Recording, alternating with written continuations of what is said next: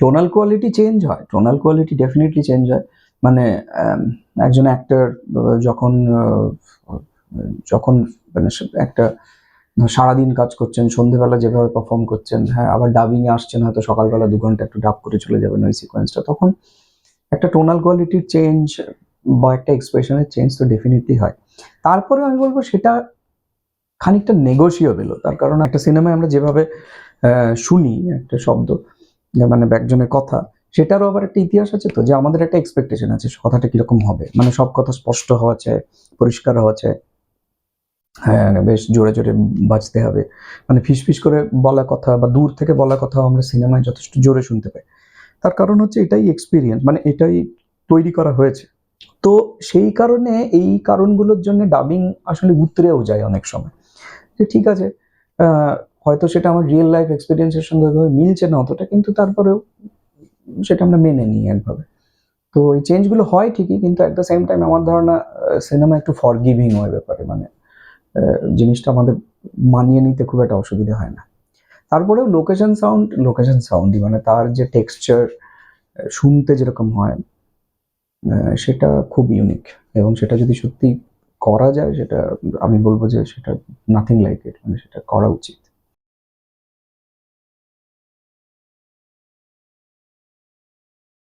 Dubbing এবং location sound দুটোরই কিন্তু সুবিধা অসুবিধা দুরকমই আছে। আমার মনে হয় আলটিমেটলি মানে লোকেশন সাউন্ড করতে হবে এই রোমান্টিকতা দিয়েও নির্ধারিত হওয়া উচিত না, আবার ডাবিং করতে হবে তার কারণ আমার পয়সা নেই এই জিনিসটা দিয়েও নির্ধারিত হওয়া উচিত না। একটা ছবির নিজস্ব মেরিট থাকে, কোনো কোনো ছবি আসলে লোকেশন সাউন্ডই করা উচিত, আবার কোনো কোনো ছবি ডাব করলেও চলে। মানে চলে বলতে আমি বলবো যে হয়তো এমন ছবির কথা আমি জানি, অন্তত আমার এক্সপিরিয়েন্সে, যেখানে ডাবিংই হওয়া দরকার বলে আমার মনে হয়, যেখানে দরকার নেই লোকেশন সাউন্ড করার কোনো প্রয়োজন নেই, কারণ পরে যে যে জিনিসটা তৈরি হবে, যে টেক্সচারটা তৈরি হবে ছবিটার, তার সঙ্গে লোকেশনের হয়তো অ্যাজ সাচ কোনো সম্পর্ক নেই।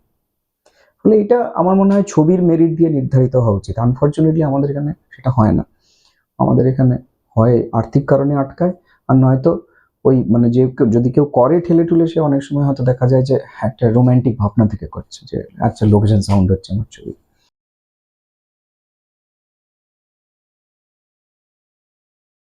রিসেন্ট কাজের কথাই বলি, নকটার্নস একটা ছবি যেটা আমি রিসেন্টলি করেছি, গত এখন ছবিটা ইনফ্যাক্ট ঘুরছে ফেস্টিভ্যাল সার্কিটে। এই ছবিটা একটা ডকুমেন্টারি, অনুপমা শ্রীনিবাসন এবং অনির্বাণ দত্তর বানানো। পুরোটাই শ্যুট করা হয়েছে অরুণাচলের একটা জঙ্গলে, এবং আমরা শ্যুট করেছি কয়েকজন সায়েন্টিস্টের সঙ্গে, যারা আসলে ওই জঙ্গলে দীর্ঘদিন ধরে কাজ করছেন। এই বিশেষ ডকুমেন্টারিটা ফোকাস করেছে মূলত একজন বিজ্ঞানীর উপরে, যিনি মথ নিয়ে কাজ করেন।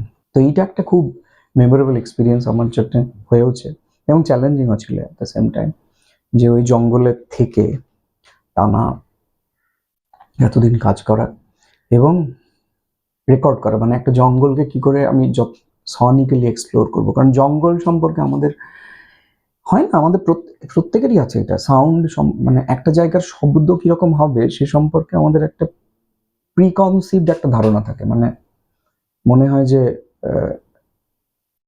মানে যেমন একটা জঙ্গল, জঙ্গল মানেই তো তার এই অনেক পাখি ডাকবে বা একটু হাওয়া দেবে, এরকম একটা, মানে জঙ্গল তো এরকম শুনতে হওয়া উচিত, বা একটা জন্তু জানোয়ারের শব্দ শোনা যাবে কোথাও।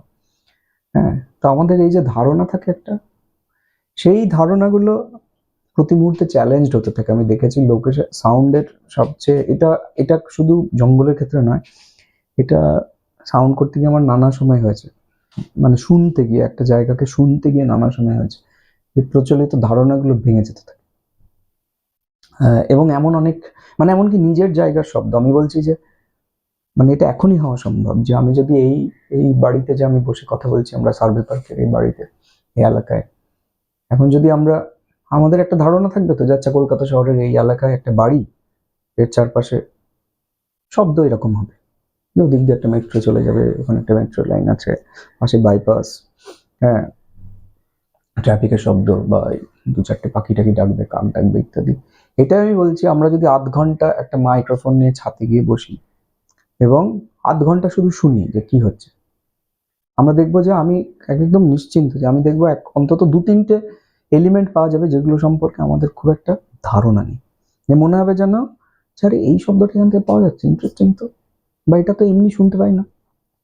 এইখানে যেটা আমি চেষ্টা করেছি করার গিয়ে, যে কারণে জিনিসটা আমার কাছে একটা অভিজ্ঞতা, স্মরণীয় অভিজ্ঞতার মতো হয়ে আছে, সেটা হচ্ছে যে একটা জঙ্গলকে আমি কি করে সনিক্যালি এক্সপ্লোর করব, মানে কতভাবে আমি শুনবো একটা জঙ্গলকে। এই বিশেষ প্রশ্নটা আমি নিয়ে গেছি এখানে যখন গেছি। মানে একটা তো প্রথাগত কাজ আমাকে সাউন্ড রেকর্ডিস্ট হিসেবে করতেই হচ্ছে, সেটা হচ্ছে যে আমি যে গেছি সেখানে যা যা ইন্টারভিউ রেকর্ড হচ্ছে বা অ্যাক্টিভিটি যা চলছে, মানে এই যে বিজ্ঞানীরা কাজ করছেন, যখন মথ নিয়ে কাজ করছেন, নিজেদের মধ্যে কথা বলছেন, এক্সপেরিমেন্টের কাজ যখন করছেন, তার যা ইনসিডেন্টাল সাউন্ডস, তার যে অ্যাক্টিভিটিস, যখন যেভাবে ক্যামেরায় রেকর্ড হচ্ছে, যেভাবে শর্ট ডিজাইন হচ্ছে, সেটা তো রেকর্ড করতেই হচ্ছে, সেটা একটা পার্ট, সেটা একটা ট্র্যাডিশনাল দিক আই উড সে একটা সাউন্ড রেকর্ডিং এর।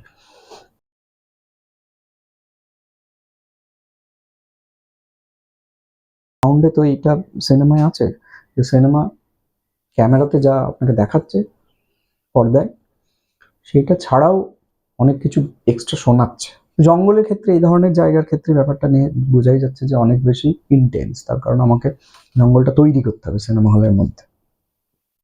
জঙ্গলটা তৈরি করতে গেলে আমাকে জঙ্গলটা নানাভাবে শুনতে হবে, এছাড়া কোনো উপায় নেই। যে অনির্বাণ অনুপমারা দুজনেই প্রথম থেকে খুবই খুবই এই ব্যাপারটাতে জোর দিয়েছিলেন যে সাউন্ড রেকর্ডিংটা খুব মন দিয়ে হতে হবে পুরো জিনিসটাতে। তো সেই কারণে সেই সুযোগটাও পাওয়া গেছিল, সেটা একটা বড় কথা, কারণ সব প্রোডাকশনে এই সুযোগ থাকে না।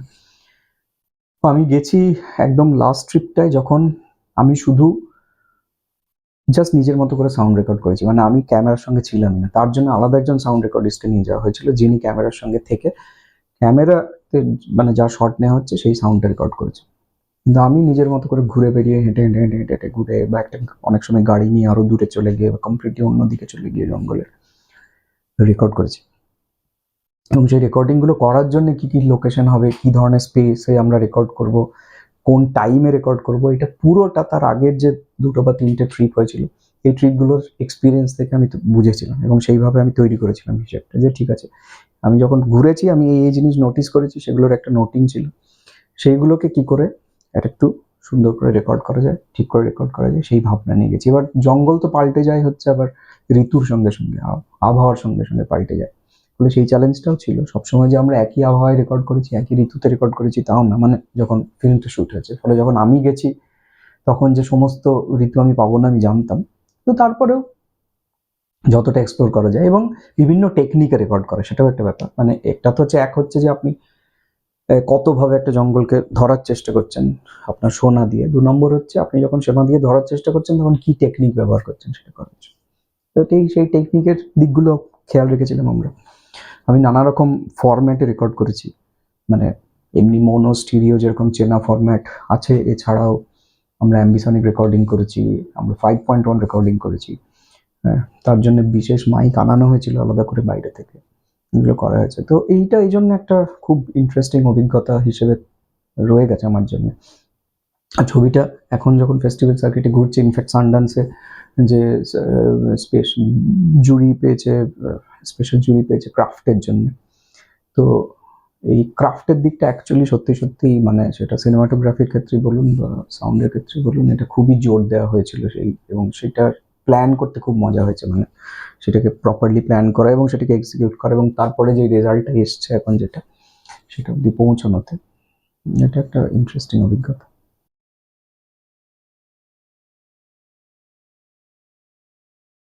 একটা একজন সাউন্ড রেকর্ডিস্ট, এমনিতে সাউন্ড রেকর্ডিং আমরা যদি ভাবি, সাউন্ড রেকর্ডিং যেভাবে হয়, যে একজন একটা মাইক্রোফোন আছে, আপনার কাছে একটা যন্ত্র আছে, রেকর্ডিং এর আপনি মাইক্রোফোনটা ধরলেন কোনো একটা শব্দের সোর্সের দিকে, এবং আপনি রেকর্ডিং অন করে মানে একটু রেকর্ড করলেন, একটা রেকর্ডের প্রসেসটা বাইরে থেকে দেখতে এরকমই ঠিক, কিন্তু তফাৎটা হয় কোথায়? তফাৎটা হয় ইন্টারভেনশনে, নানা রকম ছোট ছোট ইন্টারভেনশনে।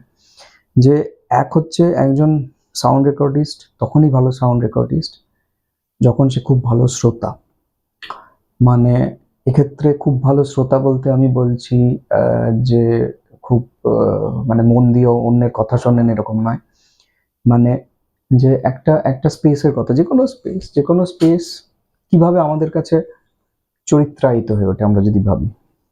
এক হচ্ছে তার রং দিয়ে, কালার একটা সেখানে এলিমেন্ট, তারপর একটা স্ট্রাকচারাল এলিমেন্ট আছে তার, মানে একটা ঘরের কথাই যদি আমরা ভাবি, সেই ঘরটার যে চেহারা, স্ট্রাকচার, প্লাস তার দেয়ালের রং, এটসেট্রা, কোথায় কি আসবাব আছে ইত্যাদি, এই নিয়ে একটা ঘর আমাদের কাছে ফুটে ওঠে। তো যে ঘরটা এরকম, শব্দের ক্ষেত্রেও তাই, যে মানে একটা এবারে ওই ঘরটার কথাই যদি আমরা ভাবি, যে ঘরটার মধ্যে আমরা কি কি শুনি, এটা যদি আমরা ভাবি, খুব মন দিয়ে ভাবি এবং মন দিয়ে শোনার চেষ্টা করি, এবং জিনিসটাকে ধরুন আর একটু কমপ্লিকেট করি এইভাবে যে আচ্ছা ভোরবেলা কিরকম শুনি, বা রাত্রিরে কিরকম শুনি, বা বাইরে বৃষ্টি হলে কিরকম শুনি, এই যে তখন কি হচ্ছে, শোনাটা আরো বেশি অ্যাকিউট হয়ে যাচ্ছে, শোনাটা আরো বেশি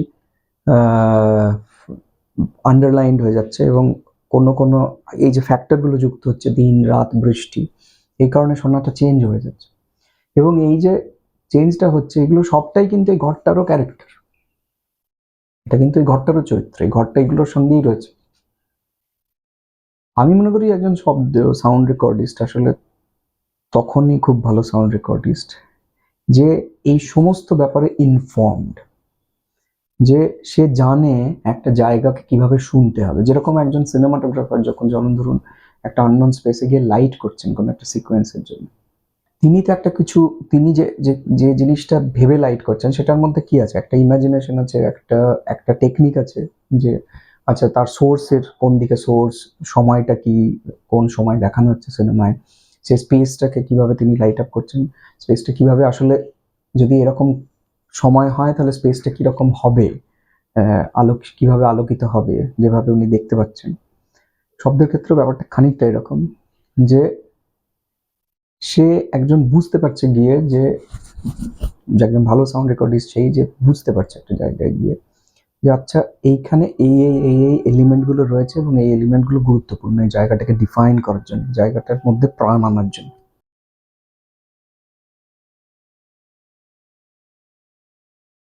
ইনটিউশন আমি মনে করি, যে বুঝতে পারা, যে আচ্ছা এবং এই বুঝতে পারা ইনটিউশনের ব্যাপারটা আসলে অনেকখানি যুক্ত হচ্ছে নিজের যন্ত্রপাতি সম্পর্কে তার গভীর জ্ঞানের সঙ্গেও। যে একটা মাইক্রোফোনকে বুঝতে পারে, যে একটা মাইক্রোফোন ঠিক কি রেজাল্ট দেবে আপনাকে, হ্যাঁ, কিভাবে ধরলে, কিভাবে সেই মাইক্রোফোনটা আপনি ব্যবহার করবেন, কোন পরিস্থিতিতে আপনি কি ধরনের মাইক্রোফোন ব্যবহার করবেন, কেন করবেন, এই প্রত্যেকটা জিনিস যখন আপনার মাথায় খুব পরিষ্কার, তখন একটা জায়গা যেভাবে মানে শব্দ নিয়ে ধরা দেবে আপনার কাছে, সেইটা খুব ইউনিক। এবং এই জিনিসগুলো যে সমস্ত রেকর্ডিস্ট খুব ভালো বুঝতে পারেন জায়গাতে গিয়ে, মানে রেকর্ডিং নানাভাবে হতে পারে, এই সমস্ত কিছু না ভেবেও রেকর্ডিং হতে পারে, জাস্ট আমাকে ডায়লগ রেকর্ড করতে দিয়েছে, আমি খুব পরিষ্কার ডায়লগ রেকর্ড করে দিলাম। হ্যাঁ, আবার এটাও হতে পারে যে আচ্ছা এই ডায়লগটা যে ঘটছে, এই ডায়লগটা কিভাবে প্রভাবিত হচ্ছে চারপাশের শব্দ দিয়ে, এইভাবেও দেখা যেতে পারে জিনিসটাকে। তো যারা আমার মনে হয় যে এই ছোট ছোট দিক নিয়ে ভাবেন, একটা জায়গায় গিয়ে মন দিয়ে শোনেন, অনেকক্ষণ শোনেন, রেকর্ডিং এর দরকার নেই, মানে জাস্ট জায়গাটাকে শোনাম, ঠান্ডা মাথায় বসে শোনা, যে আচ্ছা কি হচ্ছে, কোথায় হচ্ছে, কেন হচ্ছে, এই, এবং তার একটা ম্যাপিং তৈরি করা মাথার মধ্যে, এইটা যখন প্র্যাকটিসের মধ্যে ঢুকে যায় আমার মনে হয় তখন রেকর্ডিং, মানে রেকর্ডিং একটা অন্য চেহারা নেয়। আরেকটা ব্যাপারও আছে, সেটা হচ্ছে যে এখন সেটা সত্যি কথা বলতে, সেটা আমি জানি না কতটা প্র্যাকটিস বা কতটা মানুষের ভিতরে থাকে, কারণ আমার এক মাস্টারমশাই একটা কথা বলতেন, সেটা হচ্ছে যে কিছু মানুষ রেকর্ড করতে পারে, কিছু মানুষ পারে না। তো এই ব্যাপারটাও আবার আছে, যে ওই মানে শুনে বোঝা, যে আচ্ছা এই শব্দটা এত সুন্দর, বা এই শব্দটার মধ্যে এত ইন্টারেস্টিং রয়েছে। মানে ধরুন একটা ছোট্ট উদাহরণ, যে আপনি রাস্তায় কোথাও একটা যাচ্ছেন, গাড়ি থেকে নামলেন, জাস্ট হাত পা ছড়াবেন বলে নামলেন, একটা খুব সামনে একটা বড় সত্য গাছ রয়েছে, খুব সুন্দর হাওয়া দিচ্ছে, ওই যে হাওয়া দিচ্ছে আর পাতা সরসর সরসর সরসর করে যাচ্ছে, এটা তো আমাদের সবার এক্সপিরিয়েন্স, প্রতিদিনের এক্সপিরিয়েন্স। কিন্তু এইটার, এই যে এটা শোনা এবং শুনে তার মাধুর্যটা অনুভব করা, এবং করে সেটাকে আচ্ছা ভাবার কথা, যে আচ্ছা এটা একটু রেকর্ড করার চেষ্টা করলে আমি কিভাবে রেকর্ড করবো, এখানে তো গাড়ি চলছে, হ্যাঁ, পাশ দিয়ে গাড়ি, হাইওয়ে, গাড়ি পেরিয়ে যাচ্ছে, বা আরো চারটে লোক, মানে আরো চারটে নানা রকম শব্দের সোর্স রয়েছে। হ্যাঁ, তো এইটা আমি কিভাবে রেকর্ড করবো, বা আমি এটাকে শুনবো কিভাবে, আলাদা করে নিয়ে শুনবো কিভাবে, এই মাধুর্যটা আমি কি করে বের করে আনবো পরে ছবিতে। এই যে একটা একেবারে সাধারণ জিনিস এবং তার মাধুর্য বুঝতে পারা, এইটা আমার মনে হয় যে সবচেয়ে বড় কথা একজন সাউন্ড রেকর্ডিস্টের। তার ভিতরে, যার ভিতরে এটা আছে, সেখানে রেকর্ডিং সুন্দর শুনতে হতে বাধ্য।